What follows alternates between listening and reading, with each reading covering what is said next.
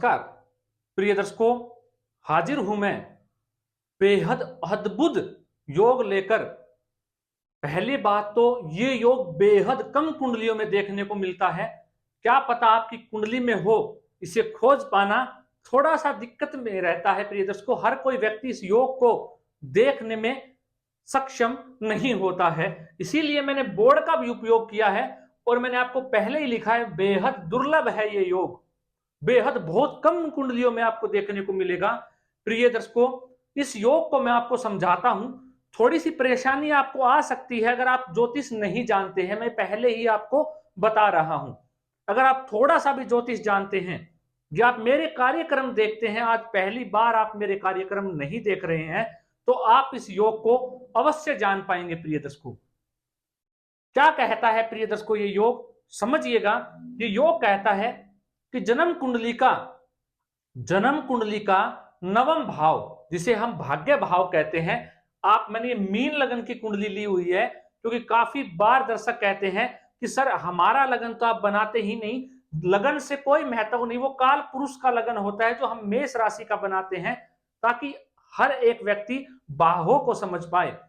वैसे और भावों को और लगनों में समझना थोड़ा सा मुश्किल हो जाता है, लेकिन जब मैंने मीन लगन की कुंडली ली हुई है प्रिय दर्शकों, तो आप इसे समझिएगा। भाग्य भाव, आपका भाग्य भाव कौन सा होता है? जन्म कुंडली का नवम स्थान को भाग्य भाव कहते हैं।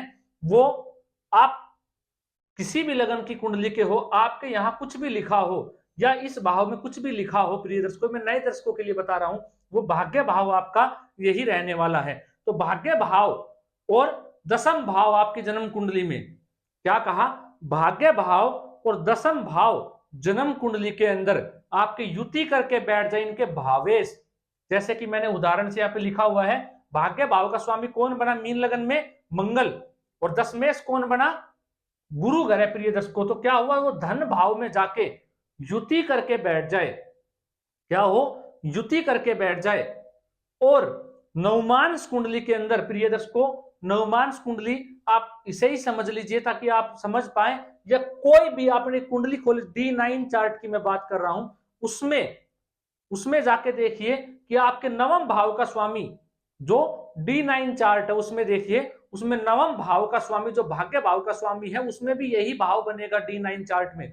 उसका जो स्वामी है, वहां पे जो राशि लिखी हुई है, उसका स्वामी जिस किसी भाव में जाके बैठा है, जिस किसी भाव में जाके बैठा है, वो कहीं भी जाके बैठ सकता है।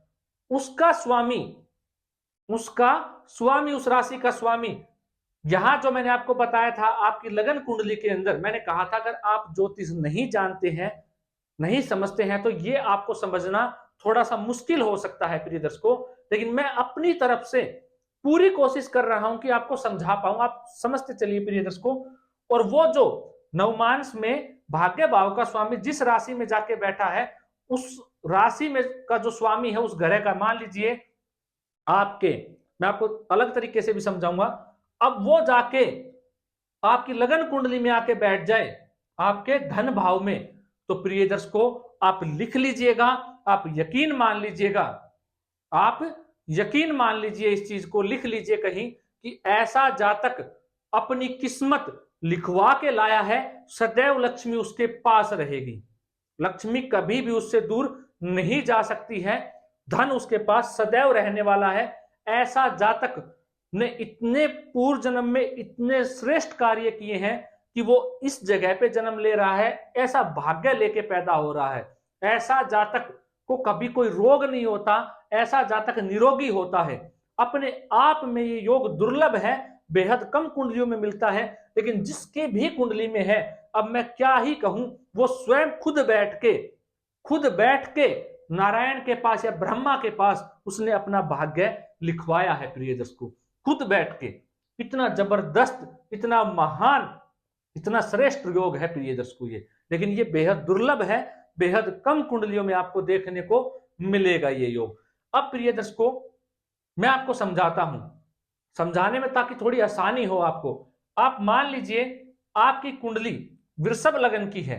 किसकी है? वृषभ लगन की। अब ये 2 नंबर है जो आपकी कुंडली में, इस 2 नंबर को आप भूल जाइए कि ये तीसरे घर पे है, ये यहां पे है 2 नंबर, यहां लिखा हुआ है।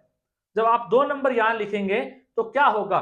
2 3 4 5 6 7 8 9 10, मतलब मकर राशि यहां बनेगी और कुंभ राशि यहां बनेगी। तो क्या हो गया प्रिय दर्शकों, शनि ग्रह ही भाग्येश हो गया और शनि ग्रह ही दशमेश हो गया। इसे समझने का प्रयत्न कीजिए, आपको आसानी हो जाएगी, ताकि यहां पे आप कंफ्यूजन ना हो। क्या हुआ, ये हो गया, शनि ही कर्मेश हो गया और शनि ही भाग्येश हो गया। अब वो जाके कुंडली में, वृषभ लग्न की कुंडली है तो यहाँ पे 3 नंबर लिखा रहेगा, मिथुन राशि में धन भाव में जाके बैठ जाए शनि ग्रह, शनि ग्रह बैठ जाए। अब जो नवमांश कुंडली आपने देखी, जो नवमांश कुंडली के अंदर D9 चार्ट में जो आपका भाग्य भाव का स्वामी था, वो भी जाके शनि की राशि में बैठ जाता है। किसमें बैठ जाता है, शनि की ही राशि में जाके बैठ जाता है। तो मैंने क्या कहा था, वो डी जो आपका लग्न है उसमें बैठना चाहिए, उस भाव के साथ जहां ये दोनों भाव बैठे हुए हैं इनके स्वामी, उनके साथ युति कर ले। तो क्या हुआ, शनि की ही राशि में जाके बैठ जाने से क्या हो गया, शनि ही बन गया। तो अगर शनि फिर यहां अकेला बैठा है, क्योंकि भाग्य का भी स्वामी यही है, कर्म भाव का स्वामी भी यही है लगन कुंडली में, और नवमांश में भी, जो नवमांश में जो भाग्य स्वामी था, भावेश था, वो जाके शनि की राशि में बैठ गया। तो शनि ही यहां पे बैठ जाने से ये योग बन जाएगा। प्रिय दर्शकों, इससे सरल तरीके से मैं आपको शायद ना समझा पाऊं, जिस तरीके से मैंने आपको ये योग समझा दिया है। प्रिय दर्शकों, ये बड़ा महान है, बड़ा श्रेष्ठ है। अब क्या हुआ, धन भाव, इसे हम कुटुंब का भाव भी कहते हैं। अब जब धन भाव में ये योग बना, तो ऐसा जातक का जन्म ही ऐसे खानदान में हो सकता है, ऐसी जगह हो सकता है जहां खूब धन, पैसा, दौलत, ऐश्वर्य हो। प्रिय दर्शकों, इस योग के होने के चलते कि खूब धनी हो सकता है। अब आप इस सूत्र को जन्म कुंडली में किसी भी भाव के